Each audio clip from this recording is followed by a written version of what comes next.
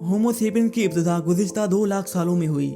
कदीम डीएनए ने तजवीज़ किया कि नींदरथल और होमो सेपियंस अपने मुश्तरका आबा और अजदाद से तकरीबन 1.5 मिलियन साल पहले भटक कर अलग हो गए थे। अगर ऐसा है तो होमो सेपियंस की इब्तिदा 2 गुना से ज़्यादा अरसा पहले हुई होगी, जैसा कि फोसल रिकॉर्ड ने इशारा किया है। मराकश में जेबल अराउड नामी साइट पर होने वाली हालिया दरियाफ्तों ने फोसल, सकाफती और जीनियाती शवाहिद को बेहतर सीध में लाने में मदद की है और हमारी असलियत के एक नई नज़रिए को तकूद दी है। जब बाराइट कानकनों ने पहली बार 1961 में इस जगह पर फोसल दरियाफ्त किए तो माहिरीन बशरियात ने यह सोचा कि हड्डियां तकरीबन 40,000 साल पुरानी हैं और उनका ताल्लुक नींदरथल से है। लेकिन कई सालों से जारी खुदाइयों और तजदियों ने मुहक्किकीन को इस तशखीस पर नज़रसानी करने पर मजबूर किया।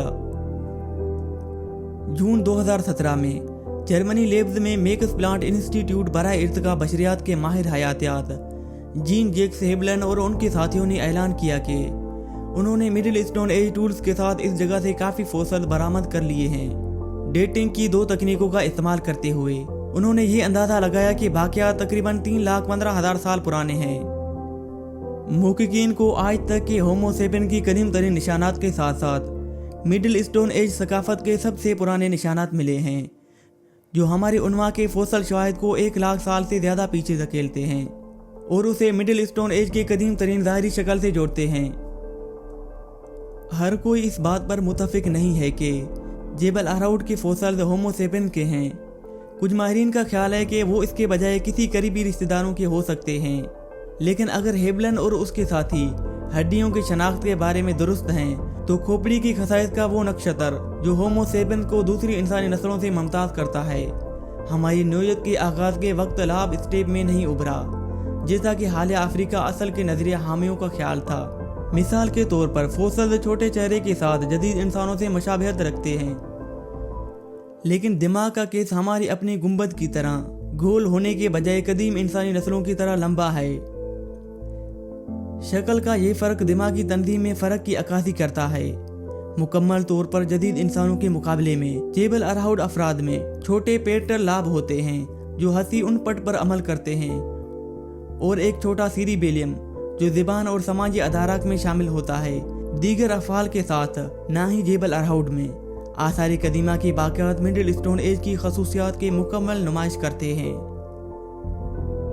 वहाँ के लोगों ने गजालों को शिकार करने और कसाब करने के लिए मिडिल स्टोन एज पत्थर के औजार बनाए जो घास के मैदानों में घूमते थे, जो कभी उस सहराई मंजरनामे पर कालीन बने हुए थे। और उन्होंने आग का इस्तेमाल किया, शायद अपना खाना पकाने और रात की सर्दी से खुद को गर्म करने के लिए, लेकिन उन्होंने अलामती इजहार का कोई निशान नहीं छोड़ा। दरहकीकत मजमूई तौर पर वो नींदरथल से या होमो हाइडेलबर्जियंसिस से ज़्यादा नफीस नहीं हैं। अगर आप हमारी प्रजातियों के आगाज़ के लिए वक्त पर वापस जा सकते हैं, अगर इब्तदाई होमो सेपियंस में कुछ अख्तराआत थे तकरीबन 3 लाख साल पहले, ऐसी कोई बड़ी तब्दीलियां नहीं हुई जो इस बात की निशानदेही करते हैं कि वो कामयाब होना चाहते थे। जर्मनी के शहर जीना में मैक्स प्लांट इंस्टीट्यूट बराए साइंस ऑफ ह्यूमन हिस्ट्री के माहिर आसारी कदीमा माइकल पेटर गलिया का मुशाहिदा है। पेटर गलिया का कहना है कि शुरू में होमो सेपियंस के साथ ये किसी खेल की तरह लगता है।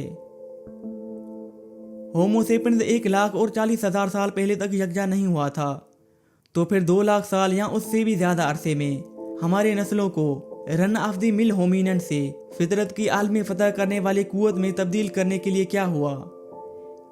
साइंसदान तेजी से इस बारे में सोच रहे हैं कि होमो सेपियंस ने इब्तदाई आबादी के साइज और साख्त ने मेटामॉर्फोसिस में किस तरह असर डाला होगा।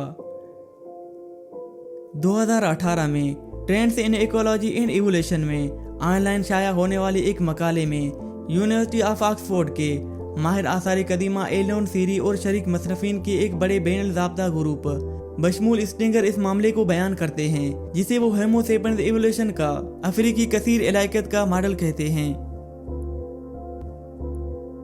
साइंसदानों ने नोट किया कि हमारे प्रजातियों के कदीम तरीन अरकान यानी मराकश के जेबल अराउड फोसल्स, इथियोपिया के हेरटो और ओमो केबिज फोसल्स और फ्लोरिस के बाद जनूबी अफ्रीका से एक जुज़वे खोपड़ी से पता चलता है कि ये सब एक दूसरे से कहीं मुख्तलिफ नज़र आते हैं जितना कि आजकल लोग करते हैं।